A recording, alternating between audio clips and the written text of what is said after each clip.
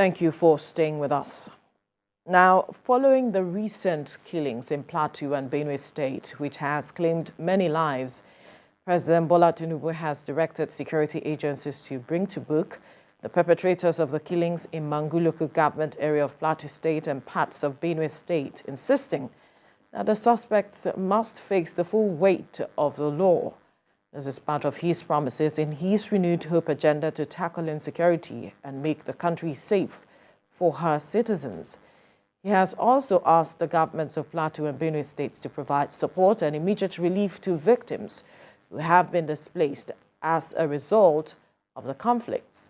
Joining us via Zoom to discuss more is Executive Director, Global Peace and Life Rescue Initiative, Melvin Eje. Melvin, good morning. Thank you for joining us. Good morning, TVC, and good morning, Nigeria. Good morning. Right. Let's begin from the beginning of this crisis that we see in Mangu local government area. There's been counter-accusations and accusations from the Mieti Allah Cattle Breeders Association, accusing Magavo Development Association and every person from that extraction of being at the heart of the crisis that we see in Mangu local government area. But you are there and understand what has been going on. Give us a sense of what really is going on. Thank you very much. I think as a professional and as a peace builder, one of the things we owe the Nigerian population is to be fair and be very fair, but a just and the fear of God. The crisis in Mangu is very strange, alarming, especially when Mangu has been a place that has been peaceful long before now. This is very strange to a lot of people and some of us who are people. However, I will squarely attribute it to criminality.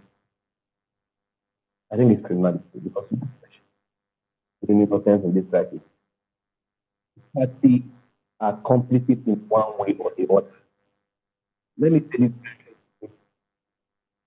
in the television station, all the parties are complicit in one way or the other. Yes, some persons are present the conflict, but everybody is complicit. And until we begin to realize that the focus on our decks and not to show individual blame, we won't get it right. We need to come together and solve the problem once and for all.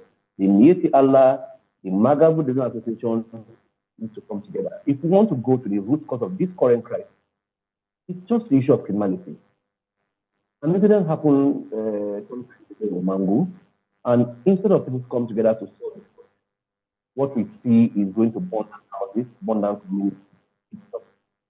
It's not acceptable. For the purpose of security, it is not every information we can see what otherwise. Or that say something. But if we're in a closed forum, we can tell you the exact cause of this crisis, but attributed to criminality in the entirety of criminality. All right. It took about 24 hours when the president gave a marching order to security agents to fish out the perpetrators of the acts in Plateau and parts of Benue. And just less than 24 hours, or about 24 hours, there was an engagement where about 3 bandits were killed. And from the revelations and some of the recoveries that the police or the security agents made, it seemed like there is a security agent, a police constable that was involved. Now, talk to us about how complex this could be if there are, fifth columnists or people within who are acting in ways that undermine the security of the society, especially in Plateau and parts of Benue. Thank you very much. Let me commend the President for the Federal Republic of Nigeria, President Bola Tinubu. I call him the action president for this right step in the right direction, for giving his standing order. I also want to commend the commander of 7, Major General Abu Salam, who hit strictly to the instruction of Mr. President and gunned down 3 bandits. This is a shock. I think Nigerians must rise up to support the General Abu Salam to continue this work. For the issue of police being complicit or police that was formed, let me make an correction. It's not the Nigerian police per se that was gone down. It's police constabulary. Some of those spies, the police recruits for both of internal security or for local security. And you see where the problem is. That is why I said everybody is coming. The crisis is beyond just lip service. It's beyond just plain blame. We need to go back to the society, go back to the communities, and begin to talk to our people. And I want to tell you the best way to resolve crisis is through non-kinetic. If you come and wait guns, kill people, everybody will go back to the shed after a while. You guys come up with it. So I think we need more non-kinetic engagement, community engagement from chiefs, from the churches, from the mosques. We need to go back to the drawing board. On the whole, the instruction by the president of the country is very, very instructive, and I think that's the best way to go. And let me make it very clear. Before now, President Buhari ordered such anybody found a leather weapon should be gunned down. And I think the president just emphasized that anybody found a leather weapon, if it's my mother, my father, my brother, my uncle, they should be gunned down. The era of this one is not from that tribe, it's over. Everybody is complete. So I think the president directed it welcome. It's interesting to hear you saying that everyone is complicit and that something has to be done with regards to this matter. Mike, that's an interesting dimension to this conversation. Yes, we're having some challenges, and that needs to be addressed with regards to the technicalities, because we need to hear everything he's saying so our viewers can make sense of what it is. But like you rightly mentioned, it is good to see some result coming out of the marching orders the president gave, and that security operatives went head-on to tackle it. But now we're looking at how the people themselves if they will be ready to resolve whatever the issues are. Yes, Melvin has said that he can't see some things on the air with regards to how this began. But if we are to put all cards on the table, I'm wondering what you see with regards to resolving this crisis holistically, such that we can have some level of peace. No, if you look deeply into this issue, the issue of resolution can come. It has been done before.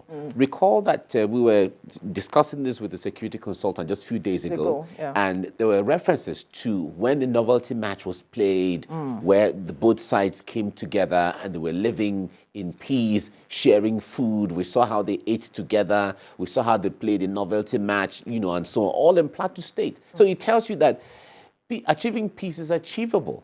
But the point there is, first, there has to be the issue of let us come clean. Let's speak together. Come together, for the villagers and the herders, if at all, that they are legitimate herders. Because, of course, there are also the allegation that some of these herders are just criminals from various countries who just come to Nigeria to perpetrate the act, and so on. Yes, we have Melvin back on the line. Melvin, are you there? Can you hear me? I'm here. I can hear you. Right. We are trying to look at the matter of the people, if they are willing to sincerely bring all the cards to the table to addressing and resolving these issues moving forward.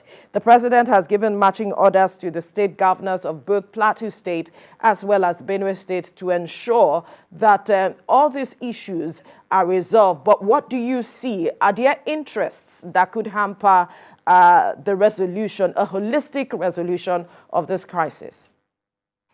Thank you very much. I think I like the word sincerity from you. What is lacking in this whole crisis in Benue and in Plateau is the sincerity of purpose. We have actors who are benefiting from this crisis. We have crisis entrepreneurs. We have people who, if the state is peaceful, their source of livelihood will be cut short. I want to assure you, this is where the problem is. So, but we need to come together and look at the lives of women and children, lives of innocent citizens that are being lost on a daily basis. And I think I like the step that the new president approach is taking towards ending this crisis at once. On the issue of Plateau, it can be done. It has been done before, just like my brother Michael just said. It has been done before, and it can still be done. All we need is people coming together and say, look, we are sorry, we are guilty, we are all complicit. Let's work together again. That's all we need. It's not rocket science. The issue of Benue is quite different. My governor, His Excellency, Reverend Father Hyson Talia, said something when he went to visit the victim of the last crisis. He said it's an internal thing. I commend him for being very sincere. That's why we voted for him as a Reverend Father. He was being sincere. He didn't attribute it to any Mieti Allah, any headsman. He said this crisis is internal and we'll handle it. The governor spoke like a chief executive who is sincere. Instead of trading blame, instead of trying to look for somebody to hang on your troubles, come together and solve this problem. And that's what I advise on the Plateau too. One of the major issues that have affected, let me say this on national television, the conflict on the Plateau is constancies. If you get the commander of STF, most of the work that has been done to achieve peace on the Plateau was done by the Special Military Task Force alone, not the state government before now. The former governor did not do anything to achieve peace. It's just lip service he paid to peace. And I stand to be corrected. This governor is taking proactive action to address the issue of peace on the Plateau, and we need to support him. Now, almost all the work that has been done to achieve the level of peace we have on the Plateau was done by the Special Military Task Force. Who gave them the budget? Where would they raise the money to do all those things? The state government has neglected its duty. So it's not enough to enforce peace. You must continue to encourage peace, sustain all the actions you took to achieve that level of peace. If you organize a Nativity March today, continue to organize it till the peace comes to lasting. If you call people for advocacy meetings today, continue to go for such advocacy until they embrace each other. It is not enough for somebody whose father was killed, whose only source of livelihood is taken, to just forgive. It is not practical in peace work. There is a need for continuous engagement by government actors, by the people. So I think the issue of sustainability has been one of the major problems. You see a commander doing so well, after a little while he's transferred out of the state, and another commander comes and brings up his own approach. That has been the problem with the issue of Plateau. But on the state government, I think this governor, Mutfakele Butfan of Plateau State, means serious business. I think my Governor Hyson Alia, also means business. We are going to get it right this time around. But the major issue we have is that some people are benefiting from this crisis and they don't want to end. Government must be bold enough to prosecute people. Government must be bold enough to jail people who are complicit in this crisis. Melvin, before we went on the break, we were talking about crisis merchants, those benefiting from the crisis we are seeing in Plateau State as well as Benue State, and if the government can be bold enough to bring them to book. Well, I think the issue is the issue of the political will and the courage to do so. Obviously, there are people fermenting trouble. There are people supplying arms. There are people supplying ammunition. There are people benefiting from this crisis. They all know. We all know them. The government know them if they're sincere. And if the crisis continue, they make money.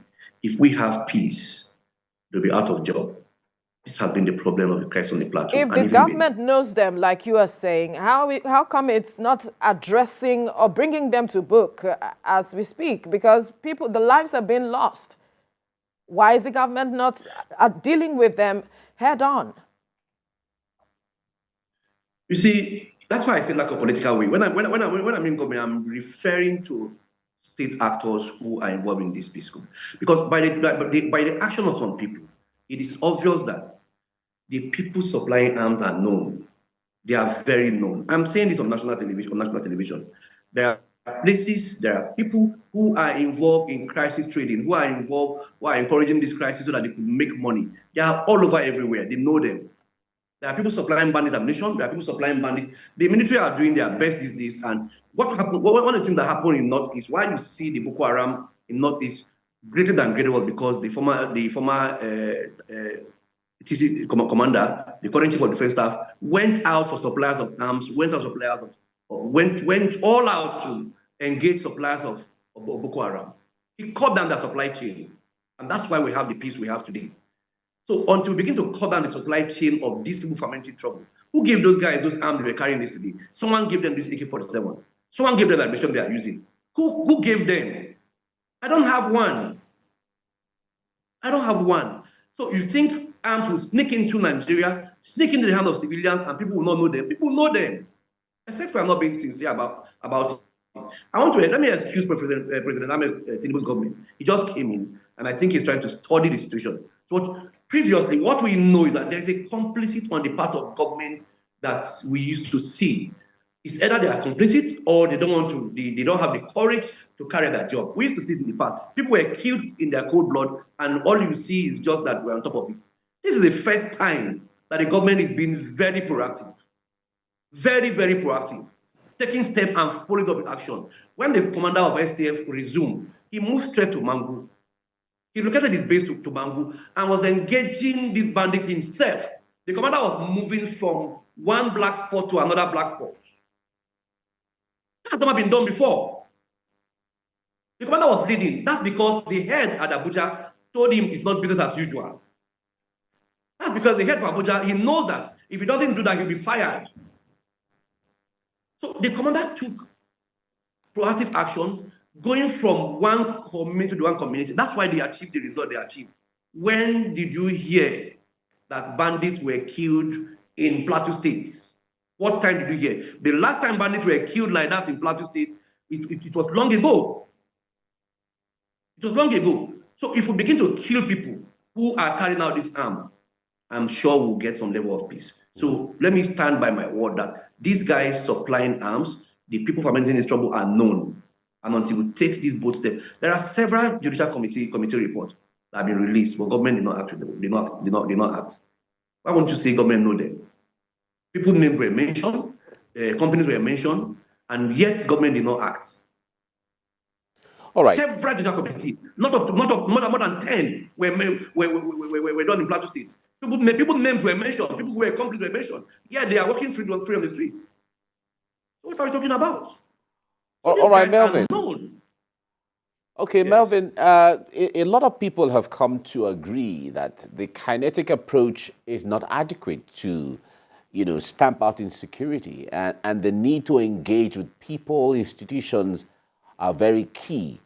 NGOs like yours that are on ground, in the grassroots, connecting with people, knowing and all of that, are key to issues like that. Talk to us about the roles that NGOs like yours and others play to support government in ensuring that people are safe on one hand and then information flows the way it's supposed to the right hands. Thank you very much. That's where NGO comes in again. We are doing a lot on the plateau and even Benue State. One of the roles we are playing is the issue of post-conflict trauma healing, advocacy, and reconstruction. You see, why this crisis have refused to end is because of some factors before and after the crisis. Let me give you an instance. A young man who is about 20 years today, if a crisis killed his father, probably take his only sort of livelihood. You come, you use kinetic, drive into the house, tell him to sit down. A young man, sorry, it's okay. He's not going to forgive the other party that killed his parents. So NGO needs to come in there, look at this boy, pick him up, and begin to give him hope, begin to de-radicalize him, because anybody who watched where his parents were killed is already radicalized and is ready to take revenge tomorrow. So the role of NGO is to begin to engage such people, begin to preach forgiveness. It's a consistent thing. We need to continue preaching forgiveness. We need to continue the role of advocacy as NGO people. That's what we're doing. Then also mediation. We are doing a lot in terms of mediation. The military in Plateau have been so helpful. They are helping us in terms of providing logistics and resources for some of these mediation. We call all the parties together, the headsmen and the farmers together, and speak to them, and they need to live together. At the end of the day, the Plateau is their home. Plateau is our home. We all make peace to remain there. So the NGOs are doing a lot, and we intend to do more. One of the major barriers of our operations is funding. Donor agencies are no longer coming up with funds, and that's where the problem is. Peace work is very expensive. In building peace, you need a lot of resources. You need a lot of commitment. So one of the reasons why NGOs seem not to be doing so much because of funding. They don't have adequate funding. Otherwise, the issue of peace, leave it in the hand of NGO, and would have done it very good. But where is the funding? Who take care of the responsibility? Government is overwhelmed. They can't really do everything. So I don't want to blame them in terms of funding and other this. So I'm calling on aspirated Nigerians to support NGOs to go ahead so that we can go ahead and carry out this issue of advocacy. Advocacy is key. If you use guns and bomb and calm the situation, the anger, the bitterness still rests in the minds of the people. Who talk to that woman who has lost her husband, who has lost her children, to forgive? Who talk to that woman whose crops was eating the farm? Who made her see reason to forgive? Who give her hope again is the NGO. Who talked to that boy who have lost his parents and probably is out of school because he can't pay his school fees? That's where the role of an NGO comes in. I think we are doing a lot to ensure that our society is better. Right, and we can only wish you all the best as you try to mediate and help the government achieve sustainable peace in Plateau State. Thank you, Executive Director, Global Peace and Life Rescue Initiative, Melvin Eje, for your time on the program. Welcome, thank you. Have a nice day. Thank you. Thank you.